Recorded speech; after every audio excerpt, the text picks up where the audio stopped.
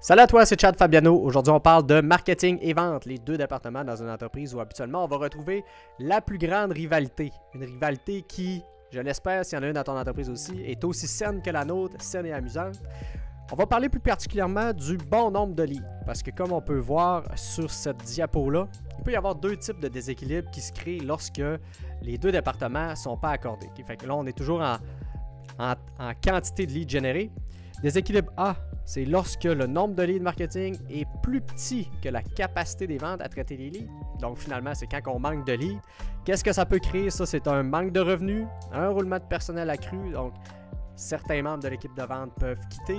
Ça peut créer de la frustration non seulement dans l'équipe de vente, mais à travers tout le reste de l'entreprise parce qu'on manque nos objectifs, comme je l'ai écrit ici, manque de revenus.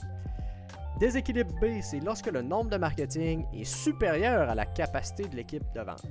Qu'est-ce que ça peut apporter ici? C'est qu'on va brûler des leads, on va avoir des promesses non respectées et on a une expérience client qui est inadéquate. Parce que le point numéro 2, promesse non respectée, si ton entreprise est comme la nôtre où on promet aux gens qui rentrent dans notre univers qu'ils vont pouvoir parler à l'un de nos vendeurs pour les orienter vers des solutions qui sont plus personnalisées pour les aider à régler leurs problèmes plus rapidement. S'ils n'ont pas accès à ça parce qu'on manque de vendeurs, ben c'est pas bien non plus. Si les vendeurs promettent des suivis puis finalement ils n'ont pas le temps de les faire, l'expérience client aussi est adéquate. Donc, comment on fait pour régler ça? Les deux situations, c'est vraiment simple.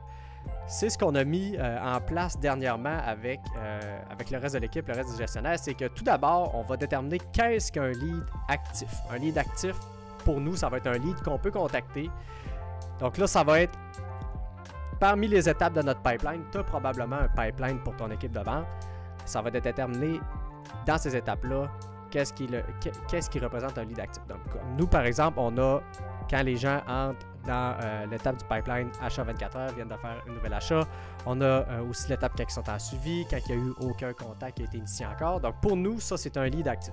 Une fois qu'on a identifié qu'est-ce que nos leads actifs, je ne sais pas pourquoi je l'ai dit avec un accent comme ça, c'était spontané et beau. En deuxième, on va identifier quand est-ce que ce n'est plus un lead. Donc, j'ai mis une poubelle, il y a un petit signe de recyclage, mais on ne recycle pas nos leads, on ne va pas les vendre à d'autres personnes, rien de là, c'est juste qu'il n'y avait pas de poubelle sans signe de récupération. Donc pour nous, qu'est-ce qui n'est plus un lead? C'est un lead qui n'est pas qualifié. Je donne un exemple pour de lead non qualifié, c'est vraiment à l'extrême. Nous, on fait de l'optimisation de santé, puis je crois que c'est déjà arrivé qu'une personne a pris un appel avec un vendeur pour parler qui voulait construire un garage. Fait que ça, non qualifié, on veut plus parler à cette personne-là, puis de toute façon, on perdrait notre temps, que ce soit pour lui ou notre temps.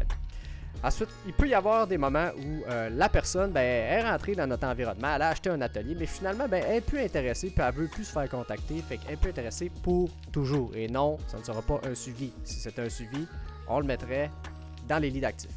Donc là, il peut y avoir d'autres possibilités qui nous dit que la personne n'est plus un lead. C'était juste à donner des exemples. En troisième, qu'est-ce qu'on va déterminer? C'est la vitesse de sortie des leads. Donc, quand est-ce que la personne passe de lead actif à n'est plus un lead? C'est notre vitesse, donc le nombre de leads sortants par période de temps. Donc, par exemple, on pourrait déterminer qu'à chaque semaine, on a une perte de 50 leads dans notre pipeline.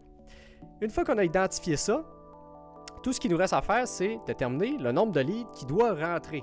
Donc, c'est la même chose que le nombre de leads sortants. Donc, l'équipe de vente traite des leads. Là-dedans, il y en a qui sont sortants. Par exemple, s'il y en a 50 en un mois, en un mois, il faut que le département marketing produise 50 nouveaux leads aussi si on veut rester égal.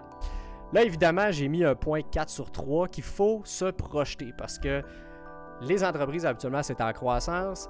Si on est kiff-kiff tout le temps, 50 leads entrants, 50 leads sortants, il n'y aura pas de croissance. À moins qu'on optimise en arrière à d'autres étapes, mais ça, c'est un autre sujet qui ne sera pas traité dans cette vidéo.